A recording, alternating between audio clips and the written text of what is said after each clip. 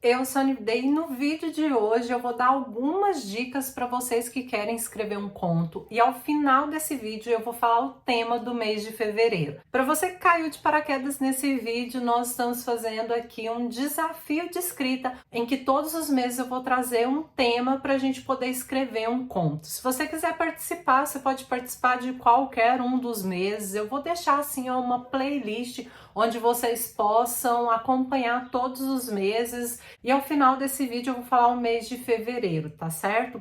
Mas olha, para você participar desse projeto, você não precisa fazer muita coisa, você só precisa escrever um conto. Se você quiser que eu leia e dê a minha opinião, você pode mandar o seu conto para a escritora Nivday Silva. Eu vou deixar aqui na tela o meu e-mail, onde ele é exatamente para quem quiser mandar o conto e ser lido aqui, comentado. Lembrando que tem que ser contos inéditos, né? Não pode ser um conto que você já tenha e que case com o tema que não.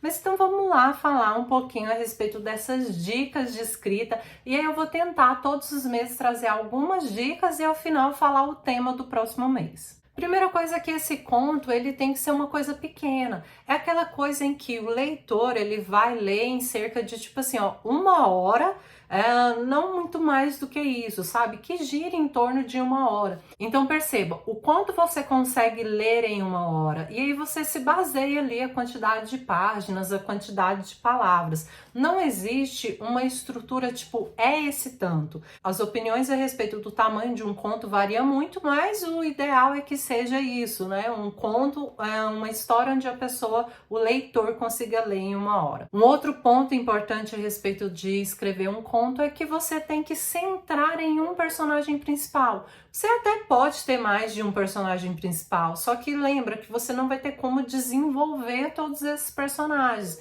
Então, o ideal mesmo, o que seria mais fácil, lógico, você pode fazer de outras formas, mas o que seria mais fácil é você focar somente em um personagem. E aí outra coisa é você separar ali 1 ou 2 grandes eventos. Então você não precisa encher de coisas acontecendo no seu conto. Você pensa, né? Descreve ali, antes de escrever mesmo o seu conto, você define a sua história, o seu personagem principal e define também 2 grandes acontecimentos. De 1 a 2, né, grandes acontecimentos, não mais que isso. Isso seria o ápice da sua história. Outra coisa é pensar em qual sentimento você quer gerar no seu leitor com essa história.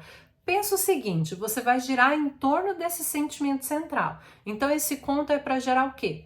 Tristeza, né? Uma saudade, uma alegria, um medo, né? Que seja qualquer um dos sentimentos. Foque em somente um sentimento. Não tente criar coisas demais, porque, como eu falei, o conto é algo pequeno e você não vai conseguir desenvolver tudo isso. Então, centre ali no sentimento que você quer trazer para o seu leitor.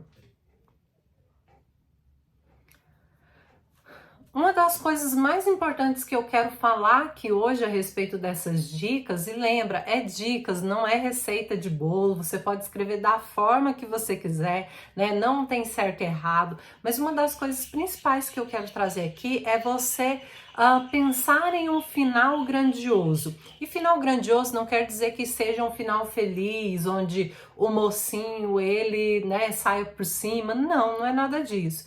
Pense em um final que realmente tire o fôlego do leitor, ou seja, um final muito inteligente, ou seja, um final surpreendente, mas cuidado com esses finais surpreendentes, porque se é uma coisa tipo totalmente ao contrário do que você trouxe ali o tempo inteiro, pode ser que fique meio desconexos da história, mas sim, pense em um final grandioso, porque é muito chato você ler um conto muito bem escrito, que te envolve o tempo todo, e aí quando chega lá no final, é aquele final fraquinho, né? Tipo, e viveram felizes para sempre, né? Ou, e ela conseguiu o que queria, né? Então pense em algo mais grandioso, algo mais inteligente, algo mais surpreendente para o final do seu livro. E a gente já vai partir aqui para o tema do mês de fevereiro. E olha, para o mês de fevereiro eu tenho um tema muito bacana aí para vocês. Você vai escrever um conto descrevendo ali o momento exato em que o vilão se apaixona pelo mocinho. Eu já vi uma dica dessa onde o mocinho se apaixonava pelo vilão.